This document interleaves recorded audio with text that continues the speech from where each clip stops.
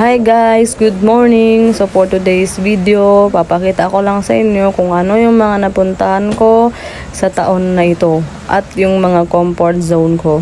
So tayo po talaga ay taga-isla na makikita sa Basilan. Ang Pilas Island ay nakilala sa taglay nitong kagandahan, lalo na sa mga tanawin at mga karagatan. Magagandang dalampasigan, mabubuting tao na namumuhay sa simpleng paraan. Ang mga ito ay makikita lamang sa Haji Mutamad Municipality, Basilan. Ang Pilas Group of Islands ay binubuo ng 10 barangay na may taglay din na iba't ibang kagandahan ng tanawin at karagatan. Paulit-ulit na binabalikan ng mga turista. Ngayon pa ay ang namumuno ay isang babae na nagngangalang Mayor Arsina Keynano. Habang tumatagal, ang Pilas Island ay nadidiskubre ng mga turista. Hindi naman sa pagmamayabang, ang mga turistang pumupunta dito ay binabalik-balikan ang magandang tanawin dito sa Pilas Island. Ang Pilas Island ay binubuo ng mga katutubo na tinatawag na sinama, tausug at iba pa.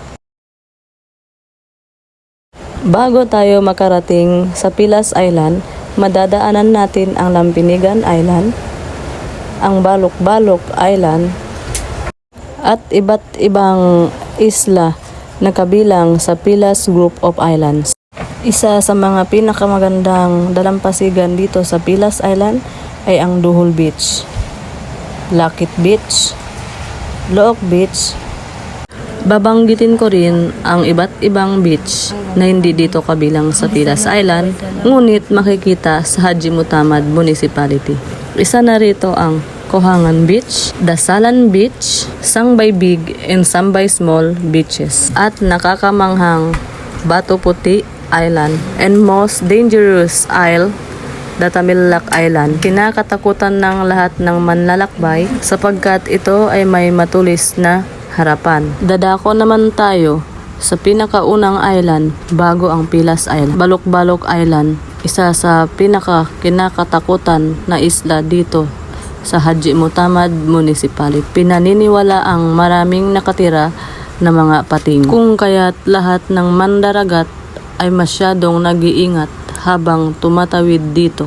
Kinakatakutan man ng lahat, marami pa ring bumibisitang turista dito. Dahil ang Balok-Balok Island ay mayroong mysterious cave.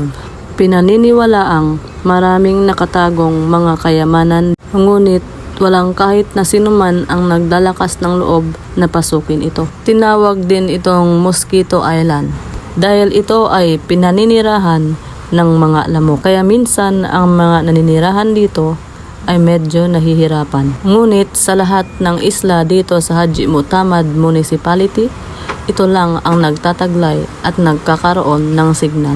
Ang Pilas Island ay binubuo ng iba't ibang paaralan. Masasabing kaunti lamang ang mga guro na nadedestino dito.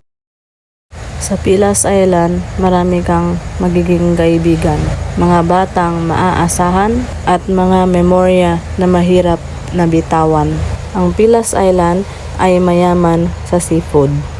Dito mo matitikman ang mga seafood na hindi mo pa nakakain sa buong buhay mo. Sariwang pusit, sariwang isda, at ang legendaring tuyom at iba-ibang mga seafood.